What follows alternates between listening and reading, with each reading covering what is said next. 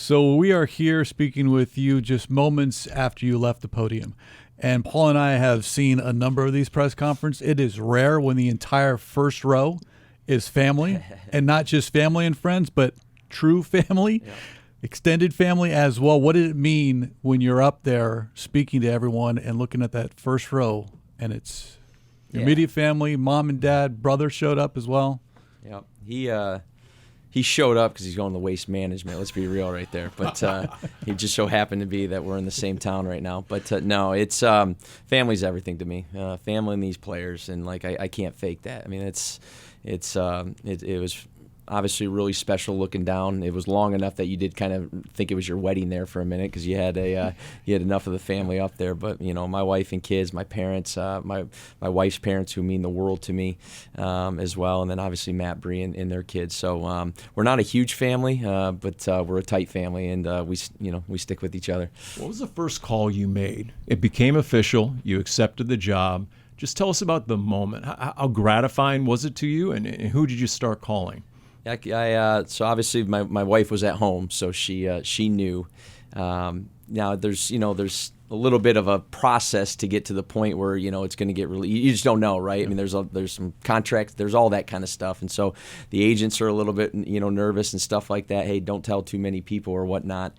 But things moved really quickly. I mean, it's just a credit to again Arizona and all that, and they made it very seamless. So it was easy to make a call probably within 10 minutes, and. Surprised it was Matt, and so I told Matt, I said, you can't tell mom and dad yet, and he was obviously pretty excited, and said, when you tell mom and dad, make sure we get a little three-way FaceTime going. So I did not do that. I said, I'll handle mom and dad, and kind of went from there. So it's things happen quick, man. I mean, it was just 48 hours ago that this went down, and it somewhat feels like it was 2 months ago in terms of the amount of stuff that's happened in the last 48 hours, and then it also feels like it was 15 minutes ago at the same time, so just excited really to get back to work now and do it. Now the Packers are not on the schedule this season, but you have competed against your brother. Yep. What is that like, or what do you expect perhaps it might feel like when you look across the field and there is Matt? Again, we've competed against each other 9 times. I know I'll probably get fact-checked on this, but I believe we're 5-4. It's a fun experience. But again, for that 3.5-hour window, you forget. I mean, this game is about these players, and so when the Rams were playing the Packers, it was about the Rams versus the Packers. It had nothing to do with anything else, So. It's probably the only thing different that week is we do speak probably a little bit less, right? I mean, for obvious reasons. I mean, there's naturally, questions come up about, our game plans and stuff like that when we're going against different opponents because we all know each other. We know these coordinators, and there's usually carryover. So that week it's a little bit less. You get the big hug out there at midfield an hour before the game, and you keep it moving. When it comes to what comprises your culture, you could probably spend an hour on it, but just sort of the thumbnail. Are there a couple of non-negotiables? Where do you start? What's most important? Yeah, we're gonna be focused on the process day to day, period. And I want these guys to understand us as a coaching staff, us as me as a head coach, but them as well. Just great daily urgency, great daily enjoyment. Like when they walk in the building, I want them to want to walk in the building. Like understand that we are going to go press and this is going to be hard, but want to be in here. And that's us as coaches to make sure that we're giving them the tools to say, hey, I can't wait to come to work tomorrow, and daily improvement. We're not going to be sitting here talking about Super Bowls and NFC. I don't believe in that. I believe in every single day, working to be as good as you can, competing against yourself. When it's time to go compete against each other in OTAs and training camp, we'll do that to armor ourselves, to put ourselves in a position to go play whoever week 1 ends up being. I don't know who we're playing in week 1. Don't really care right now. I just want us to be as prepared as possible to get to that point by the daily improvement. There were about a dozen, maybe more than a dozen players at the press conference. You referenced them several different times, but it's the off season. Here we are in February. Everyone's got their own lives, but to see that number of players on the roster and some that who knows what their future holds, but to see them in the back of the room, how did that make you feel? That meant the world to me. And it's one of those things that you don't really know until you're in that moment. But when I got the list of who was coming, it it shook me a little bit because, again, it did mean a lot. And it makes me just want to work even harder for these guys to put them in positions to go do great things. When I got that call that Sunday, and kind of got Matt and my parents and everyone out of the way right there, then I was able to talk to some of the other guys, and Trey McBride and Buddha, who are up at the Pro Bowl right now, who obviously couldn't be here, and I'm glad they're not here because they're there, and talking to guys like Mac Wilson. I mean, it was like the look in their eyes. It was, yes, I made the right decision times 100. I couldn't wait to just get to start to know these guys and get working for them. So meant the world, and now the work starts. How much of your scheme is going to be dictated by the existing roster, and then how much will this roster need to adapt to your scheme? Yeah, I mean, there's foundational aspects of this, right? I mean, it's we're going to have a marriage of the run and pass game. What personnel we're going to be in and what we're going to live in. Well, we got to figure out what our roster looks like, but foundational speaking, like core concepts are coming over. We're going to have the wide zone. We're going to have the inside zone. We're going to have our duos. We're going to have our play action. We're going to have our boots off of, our wide zone. We're going to have our quick completion plays. We're going to go across the board with our drop back. Like, that's similar to all the systems that I've been a part of. That's no different. But what makes every system unique is, well, what players do you have? The players that we have here was going to be different than obviously L.A. and San Francisco has different players than obviously the Rams. So everyone tweaks it to what they got, but they'll be the foundational aspects for sure.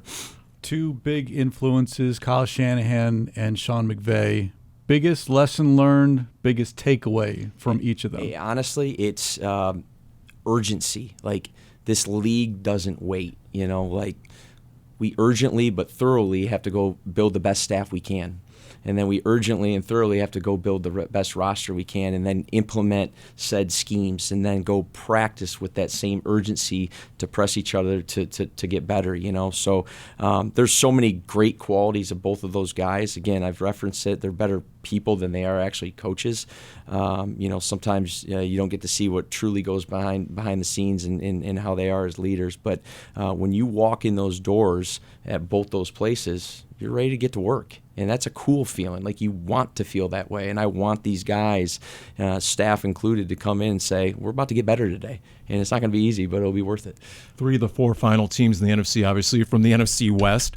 How tall is the task? How much respect do you have for this division? It's the heavy hitters, no doubt. Like you just said, 3 of 4 were up there.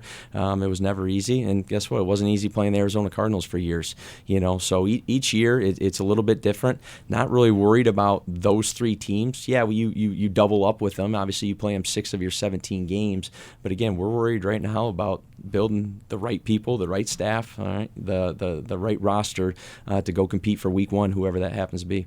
Your coaching staff, priority number 1. As a first-time head coach, do you want or do you need a veteran presence on that staff, someone that's been there, done that you can lean on, or do you already have that within your own family? Yeah, it's we're going to build the best staff we can. And so if that person's out there that we feel is going to fit for what we're looking for from a staff, great. But great character guys that have great capacity, period.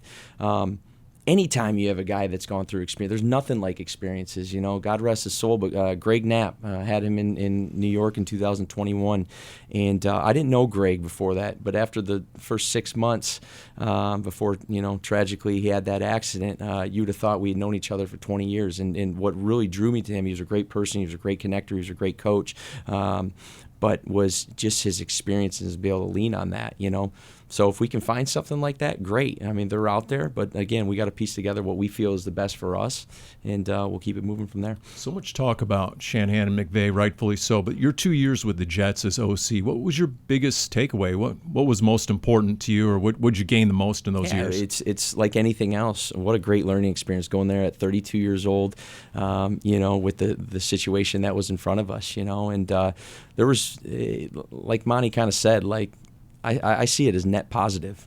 There's challenges everywhere that you're at, and there was challenges there, and we were sitting there at 7-4 in that second year, doing what we had to do to win football games, and unfortunately, didn't get it done for those last 6 and ran ourselves right out of the playoffs. But great learning lessons from all that. You know, there was good, there was bad, and there was everything in between. And those are things that I believe you just build armor for those next, adventures. We know there's a lot of work to do, so we'll let you get to it. But first, welcome. Second, glad you're a part of this organization and look forward to what you can bring and what you can do for this team in 2026 and beyond. I appreciate that. No, I'm looking forward to getting to work. And like you said, I mean, the work needs to start. It needed to start about 10 minutes ago. So I appreciate you guys.